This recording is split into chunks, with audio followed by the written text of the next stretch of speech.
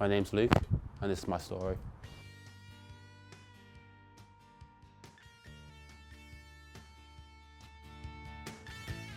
So when Luke was born, he was a really large baby, and his dad had these dreams that Luke was going to be a goalie for Liverpool Football Club. Being from Liverpool, it was the dream. Unfortunately, by the time Luke got to primary school, he joined the little football team. They were only like 4 or 5 years old, and Luke really got used to get frustrated with having to kick the ball down the pitch. That was like, why did you want to do that? It's going to take so long to get down there. And he would pick up the ball and run to the end of the pitch and put the ball in the goal, thinking that was a great thing to do. Why don't we just do that instead? So at that point we're thinking, maybe football's not for Luke. So we actually moved to Cumbria at that point, and rugby had never been in our lives at all. Not being from Liverpool, it's all football. And his little friend in primary school said, oh, I play rugby, come play rugby with me, Luke. So I'd never seen it before in his life. Turned up, loved it immediately. He picked that ball up off the pitch and he ran all the way down the end and put it down at the end of the pitch, and that was it for him. That was what he was born to do, and he loved it. Once you're a rugby player, you never stop being a rugby player. Once you're part of the team, you're part of the team for life, type of thing. You know, you're mates for life with them lads. Like, I've known lads since I was 6 years old, 7 year old, and we're still mates now. That's all through rugby. And I would say that's a really good thing for mental health as well, for you being a player, especially if you've been an injured player and you can't play anymore, to have that connection still with your teams. And I would say that those two teams do it really well. When you retired, it was awful. It really affected you, because to me, I know I'm rattling on here a little bit, but to me, rugby is not just picking a ball up and bouncing about on it. It's not just a game, it's a way of life. It's his life. Luke's a rugby player and a builder. He's not a builder and a rugby player.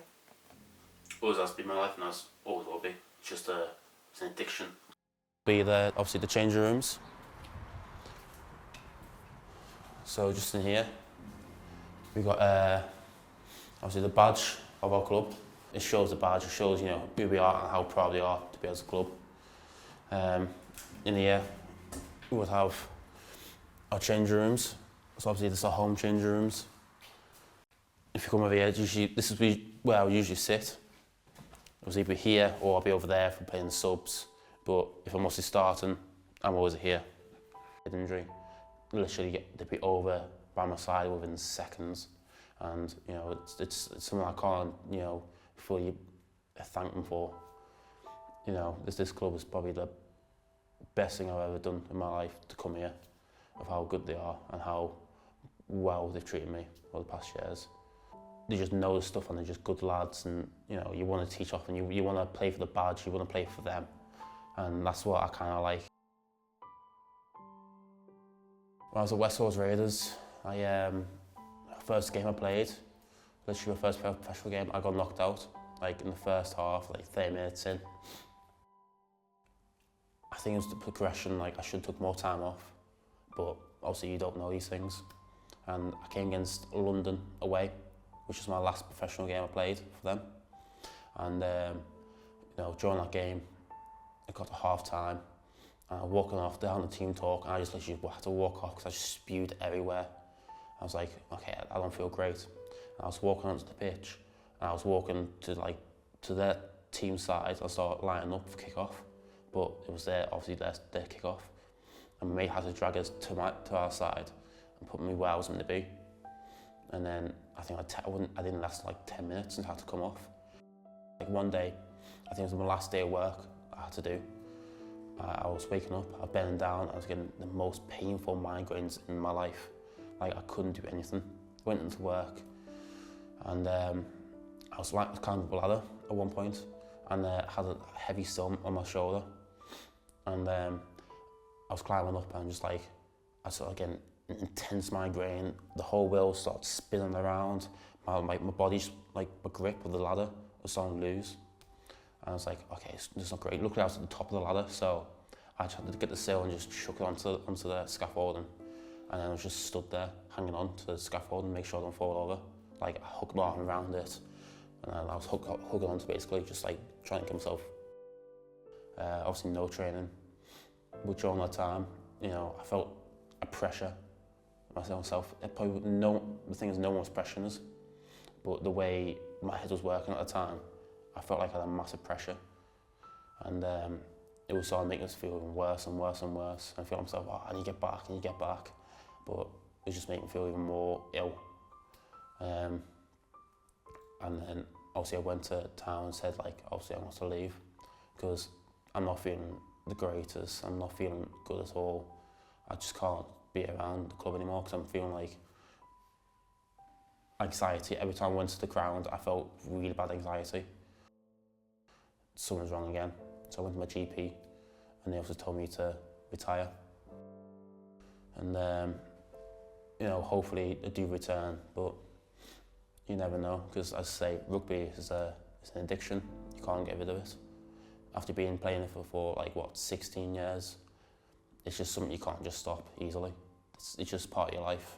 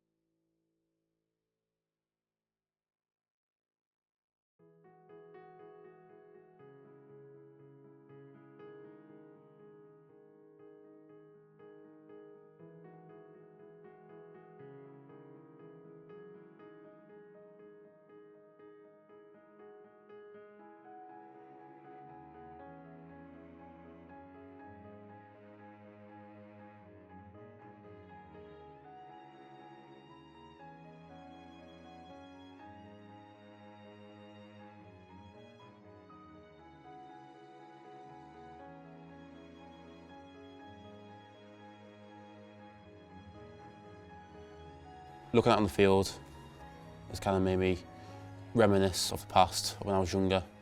Waking up at 10 AM, going out, playing with your pals, and you just felt a sense of like belonging as a person. Like, you can't feel that feeling anywhere else, and rugby is the way forward for me, and the way it's been ever since I was young. When you play rugby, obviously, there's always the risk of getting hit in the head or injuries, and I could reckon to be in the double figures, and it builds up. You feel like you're not worth it, and just recently, obviously, the past 2 years, feel like you're not there in a sense. You're not the right person, you're not the same person, and everything you do wrong, it kind of amplifies that feeling. And I do know these things deep down, but you can't control them thoughts sometimes. So I used to go and walk sometimes, like music on, and just look up at the stars and just try to forget about everything in the world. Just forget like what I'm doing, who I am, just zone out and just forget everything. And that kind of helped us. That kind of goes through the more harder times. It was more walking, just me, and it was nice. It was a way to keep myself going without the time. But when it all came down to it, there was nothing really could do apart from pretending that I was all right when really I wasn't. And that kind of came out a few times with my pals. And everyone says talk about your feelings, but realistically, as a man, you don't really want to open up. You don't want to come off as being soft, but I don't want people to think that I am that.